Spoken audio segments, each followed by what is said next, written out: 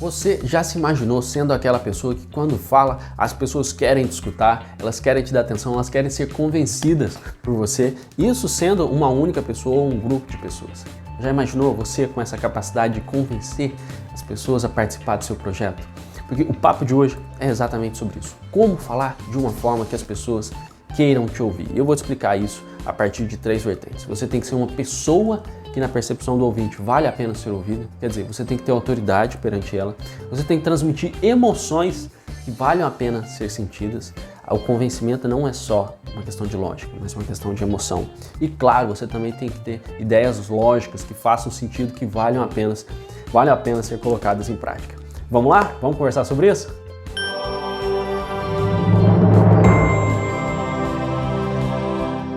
Olá pessoal, muito bem-vindo aqui ao nosso canal. Eu sou o Hugo, meu Instagram já fica de convite para vocês aí, hugoleonardo.hl. E olha só, como eu falei para vocês, a primeira questão importante a gente dar atenção é a autoridade. E essa ideia não é só minha. Aristóteles já falava isso há um bom tempo atrás, que todo discurso teria que ter 3 partes e uma delas é o que ele chama de ethos, que é a autoridade. É muito comum a gente já utilizar isso no dia a dia quando a gente vai falar, por exemplo, de pai e mãe ou uma pessoa que te criou e você tem muito carinho, muita estima por ela. Uma coisa é eu falar para você assim, olha, cuidado, porque eu acho que você tem que sair do seu emprego. Alguma coisa me diz que você tem que sair do seu emprego. Isso é uma coisa. Outra coisa é seu pai, sua mãe ou essa pessoa fala para você, olha, esse emprego seu, cuidado, é melhor você sair. Percebe que somente de seu pai ou a mãe, essa pessoa te falando, ganha outro peso de autoridade esse argumento? Então, a mesma coisa para várias outras pessoas na nossa vida que a gente estima, que a gente dá um pouco mais de crédito. Quando essas pessoas falam pra gente, a gente dá mais atenção, independente do que ela venha falar, mas sim por causa do ethos dela, por causa da autoridade. E como que você pode construir essa autoridade? Bem, a primeira coisa, você tem que construir essa autoridade perante você mesmo. Por exemplo, quando eu comecei a falar aqui no YouTube, no começo eu não tinha autoridade perante mim mesmo, eu ficava me questionando demais. E eu tô querendo dizer não para você criar uma ideia fantasiosa sobre você mesmo, porque eu acho que isso também é um castelo de cartas, uma hora cai. A questão é você pegar realmente o que você tem de bom e trazer à tona para você mesmo, não ter vergonha das suas qualidades. Muitas vezes a gente fica em contexto social que esconde assim as coisas boas que a gente tem, fala com timidez das coisas boas e na hora do defeito a gente expande o defeito e assume o defeito e tal. Para você mesmo, você tem que ter autoridade, você tem que se achar no bom sentido, tem que dar valor às suas ideias, a quem você é. Porque se você não der valor para quem você é mais difícil você transmitir para as pessoas essa percepção de valor. E outra coisa também, você tem que estar sempre atento à sua história, ao teu relacionamento com as pessoas. Porque se você tiver um mau relacionamento com as pessoas, na hora de elas te escutarem, elas vão lembrar de tudo isso. Vão falar, poxa, aquela pessoa chatinha, aquela pessoa que está sempre dando problema, agora ela vem com uma argumentação. Então a sua história vai ser evocada no momento que ela for te escutar. É claro que isso não acontece com todo mundo, porque algumas pessoas não te conhecem, então elas talvez cheguem mais neutras para você, mas para aquelas pessoas que você já teve a oportunidade de ter algum relacionamento, lembre-se, o momento de construir a sua argumentação é a todo momento. Porque vai chegar lá na frente, se você tiver um bom relacionamento, ela vai te escutar com mais atenção. E existe também uma outra questão, que é o seguinte, é o que o pessoal chama dos gatilhos mentais, que é como transmitir a sua autoridade. Agora, independente da sua história, é no momento mesmo da interação. Porque as pessoas, assim como todos nós, a gente acaba julgando muitas vezes o livro pela capa ou julgando o todo por algumas partes que a gente tenta julgar mais rapidamente para tirar alguma coisa dali para ver se vale a pena ou não. Uma dessas coisas que a gente analisa é a roupa da pessoa. Claro que a gente não analisa só a roupa da pessoa, mas se você chegar vestido de uma forma muito adequada ao contexto, muito adequada aqui ao local das pessoas que vão te escutar, a tendência é que elas te escutem mais. Imagina que você vai falar com um grupo de skatistas ali na pista de skate, chega todo de terno, todo arrumadão ali para falar com essas pessoas. A tendência é que você vai estar um pouco desqualificado, vai perder um pouco a autoridade se for falar sobre skate, que normalmente as pessoas não se vestem assim. Se você for falar num casamento, talvez vá de bermuda, de chinelo, talvez as pessoas não te escutem tanto. Então, a questão da roupa é muito de você estar adequado ao contexto. E isso é como se as pessoas, na verdade, julgassem rapidamente. Elas falam, poxa, uma pessoa vestida com com essa roupa aqui, um homem ou uma mulher vestido com essa roupa, então ela deve ter esse tipo de ideia, então vale a pena sim ou não eu dar atenção para ela, tá bom? Lembre-se disso, a roupa constrói a sua autoridade, assim como a posição do seu corpo. Se você for falar muito para baixo, olhando para baixo, você pode passar uma ideia de timidez. Se você for falar muito assim com as pessoas, se for falar de maneira mais firme, se for fechar a mão, se quando a pessoa falar você já virar o corpo, isso também transmite a ideia de quem você é. E muitas vezes, né, se a pessoa não souber utilizar isso da devida maneira, destrói a autoridade dela ou, de maneira geral, pode também construir. Normalmente o que? Quando você dá atenção para a pessoa, quando você demonstra respeito, essa ideia de construção, de união, normalmente agrega para quem quer convencer as pessoas. Então presta atenção em como você coloca o seu corpo, o seu olhar, suas mãos, ok? A outra questão também é a indicação. Se eu for falar com você e eu não te conheço, é uma coisa, primeira vez que eu venho falar com você. Mas se alguém que eu conheço indicou você, fala, nossa, fala com aquela pessoa lá que ela entende desse assunto. Eu já vou chegar com uma percepção de autoridade maior sobre você. Isso nem sempre é fácil de você conseguir, principalmente no começo, quando ninguém te conhece. Isso aqui é mais um contexto até comercial. Ninguém te conhece, você tem que começar a trabalhar ali de uma maneira ou de outra sem as pessoas te conhecerem. Mas se você tem a oportunidade de ter indicações, quando você for conversar e convencer uma pessoa, utilize isso. Às vezes é interessante você não chegar direto para conversar com uma pessoa, mas talvez conversa com alguém que pode fazer essa ponte, porque isso vai facilitar o seu ganho de percepção de autoridade perante essa pessoa. Tá? Então olha só, eu quero falar com o João e a Maria conhece o João. Maria, você pode me ajudar a falar com o João sobre determinado assunto? Eu quero falar com ele na quarta. Isso já adianta, você que tem mais autoridade perante ele, você que já conhece ele há mais tempo, entendeu? Você vai ganhar uma percepção de autoridade perante a pessoa. E a outra é a especificidade. Não sei se você já aconteceu com você, de alguém, você perguntar para alguém, poxa, você conhece tal cidade? Aí a pessoa fala assim, ih, conheço demais, já fui na festa tal de lá, gostava muito da sorveteria tal, nossa, já andei muito pela rua X. O fato dela falar sobre a cidade com tanta especificidade, dar detalhes muito específicos, dá uma percepção que ela realmente entende sobre a cidade. Dá uma percepção que ela realmente tem autoridade naquilo que ela vai falar, independente do que ela venha falar. São 3 frases rápidas que eu falei, conheço a sorveteria, conheço um evento que acontece lá todo ano e conheço a rua tal. Essa especificidade passa autoridade. E quando você for falar também, lembre-se disso. Dependendo do que você queira convencer as pessoas, alguns detalhes adicionais podem ajudar você a convencer as pessoas. Por exemplo, aqui eu falei para você que a autoridade não foi somente eu que falei. Aristóteles também falou isso e deu o nome de ethos. Poxa, isso é um detalhe muito específico, mas para quem olha rapidamente, dá uma percepção boa que eu entendo do assunto, independente do que eu venha falar depois, entendeu? A mesma coisa para você, se quer convencer alguém, lembre-se de ser específico em algumas questões para passar a autoridade. E por fim, a questão da prova social. Bem, a ideia da prova social é que muitas vezes as pessoas vão verificar se você tem autoridade ou não a partir da quantidade de pessoas que te escutaram. Aqui no Instagram, aqui no YouTube, isso é muito comum na internet. As pessoas olham quantos seguidores você tem, as pessoas olham quantos inscritos você tem no canal. Independente de você falar bem ou não, isso é uma forma das pessoas te julgarem rapidamente, avaliar se vale a pena você ser escutado ou não. Num discurso, essa prova social você pode trazer para a pessoa os fatos. Olha, eu já consegui ajudar tantas pessoas. Olha só, se você tiver um material também, olha só, eu já tenho tantos depoimentos aqui, ou então a gente já construiu tal coisa junto e eu acho que vale a pena, sim, você participar desse projeto, porque já tem tantas pessoas participando e vale muito a pena isso. Eu acredito muito nisso. Percebe? Quando você traz fatos que demonstram que já tem gente que está acreditando em você, isso dá uma autoridade para quem te escuta. Mas não é só isso. Como eu falei para vocês, tem as emoções também, que Aristóteles chamava de patos. Bem, a ideia das emoções é o seguinte, galera. Primeiro, antes de você ter emoção para passar para as pessoas, lembre-se que você tem que sentir essas emoções. Às vezes a gente está num contexto, principalmente alguns contextos de escritório, a pessoa fica muito assim, faz a mesma coisa sempre e acostuma a sentir aquela emoção. Às vezes uma emoção mais séria, uma coisa mais quadradinha, ou então até o contrário, a pessoa está acostumada a viver muito uma emoção de alegria e tal. A questão é que você tem que viver variadas emoções.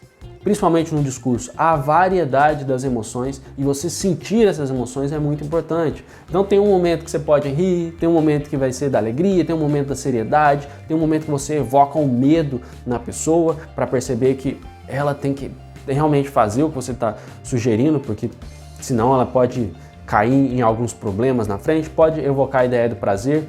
Lembra que quando eu comecei a falar com vocês aqui, eu evoquei a ideia do prazer. Falei, nossa, já imaginou você falando lá na frente e tal, todo mundo escutando, olha que gostoso.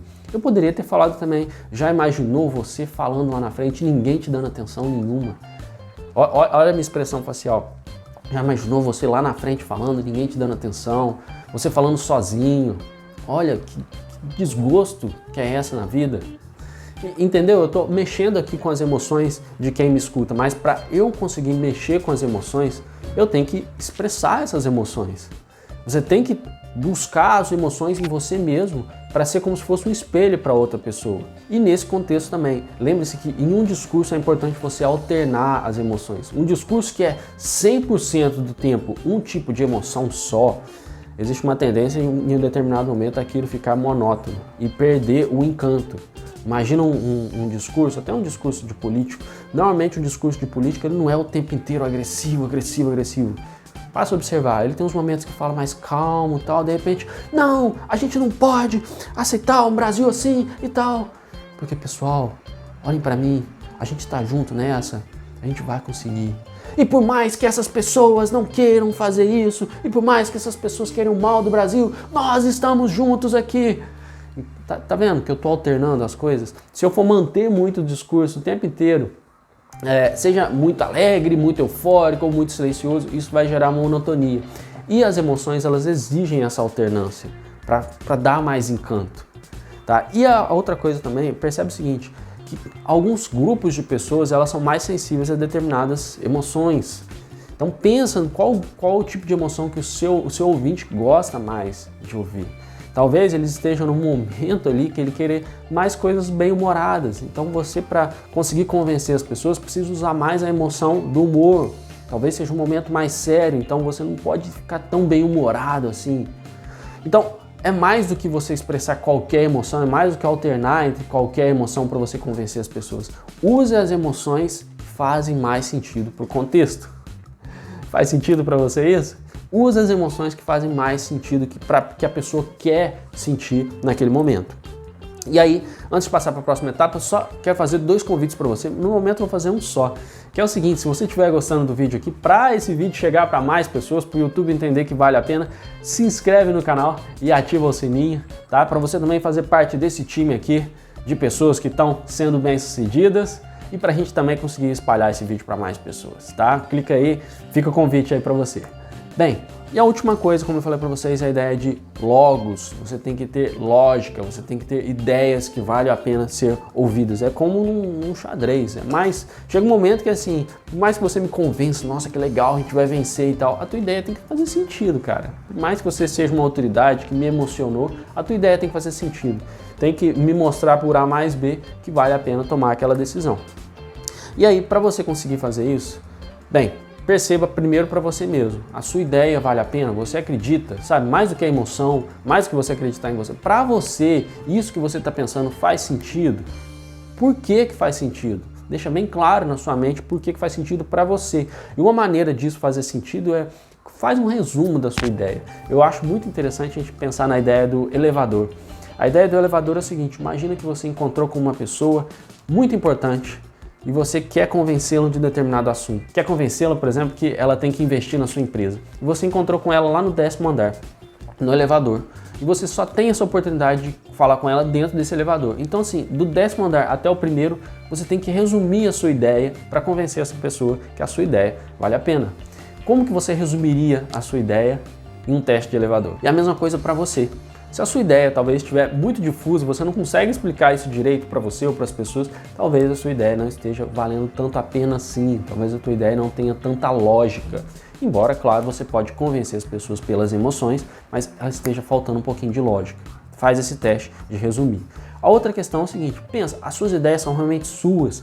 Muitas vezes as pessoas ficam muito emocionadas, ficam empolgadas e elas acabam transmitindo ideias que elas no fundo não acreditam, não pensaram o suficiente e a ideia falta lógica, porque ela não pensou, a ideia não é dela. Ela está só retransmitindo uma emoção, uma energia que ela teve ali. Reflete, a ideia que você está tendo é realmente sua? Você realmente acredita nisso? E aí, na hora de você argumentar, agora eu trago para você aqui um pouquinho mais de lógica argumentativa. Existem, de maneira geral, duas grandes vertentes de como você argumenta com as pessoas. A primeira é a argumentação fática. Quer dizer, quando você for trazer a sua lógica, você pode trazer fatos. Você pode falar assim, olha, eu acho que você tem que ir por esse caminho aqui e ali na frente você vira à direita, porque eu já fiz isso 50 vezes na vida. E por já ter feito isso na vida, por já ter experimentado, ou seja, estou trazendo um fato para você, eu acho que vale a pena você fazer isso. É muito bom, esse tipo de argumentação fática é muito forte. Só que nem sempre você consegue argumentar através dos fatos. Em alguns momentos você tem que ter uma argumentação lógica. Quer dizer, você fala para ela, olha, eu não sei qual que é o caminho, mas da minha história, do que eu percebo, todas as vezes que tinha uma placa vermelha ali de pare, significa que é um lugar perigoso. Então eu acredito que é um lugar perigoso. Eu estou mostrando aqui para você que você está construindo uma lógica e existem várias maneiras de você construir lógica, não é o foco aqui desse vídeo. Então assim, você pode argumentar de maneira lógica, metaforicamente com as pessoas para construir uma ideia ou para desconstruir uma ideia. E a última ideia que eu trago para vocês é como adaptar essas três vertentes do convencimento para um tipo de público específico, que são as pessoas mais nervosas. A ideia é o seguinte. E aliás, antes, faço o último convite para você. Falei que ia fazer 2. O segundo convite é você entrar na nossa lista de e-mails VIP. É um e-mail que eu mando semanalmente sobre alguma estratégia prática de inteligência emocional ou de produtividade. Assim como esse vídeo aqui. Tá? Envio semanalmente, normalmente às segundas-feiras, para você ter ideias bem práticas mesmo, para alcançar os seus objetivos mais rapidamente. Tá? O link está aqui embaixo, fica o convite. E como eu falei para vocês, como você pode aplicar isso quando a pessoa é muito nervosa? E a ideia é o seguinte, as pessoas que são nervosas, que querem as coisas normalmente muito rápidas, você tem que falar isso que eu estou falando para vocês aqui, transmitir tudo isso, mas tenta transmitir com poucos detalhes. Se a pessoa é muito nervosinha, muito cabeça quente, a tendência é que ela não goste muito de falar de detalhes das coisas. Normalmente ela gosta mais dos finalmente, então leva isso em conta. Tenta também ser bastante assertivo, no sentido seguinte, respeita a opinião dela, mas dê valor à sua. Às vezes a pessoa quer ser muito legal e acaba aceitando facilmente a opinião dos outros. Uma pessoa que é nervosa, muitas vezes ela vê esse confronto de maneira mais natural. Se você abaixar a cabeça sempre, talvez ela não veja isso como gentileza, talvez ela veja isso simplesmente como uma pessoa boba, uma pessoa que não se expressa e por causa disso merece ser atropelada. Então, expresse isso que eu estou falando para vocês, mas cuidado com o nível de leveza. Tá? Uma coisa é você bater um prego, outra coisa é você apertar uma campainha. Cada um tem a sua natureza. E a terceira e última ideia é cuidado com a pessoalidade. Pessoas que são muito nervosas, muitas vezes são mais focadas na tarefa e não tanto assim nas pessoas. Tá? Então foca muito na tarefa, muito nas coisas, não precisa de tanto quebra-gelo, não precisa de tanta criação de personalidade com ela. E se você quer aprender mais sobre como lidar com pessoas agressivas, eu indico esse vídeo aqui, o último que eu gravei para vocês. Que você tenha uma excelente semana, um excelente dia, a gente se vê no próximo vídeo. Um abraço!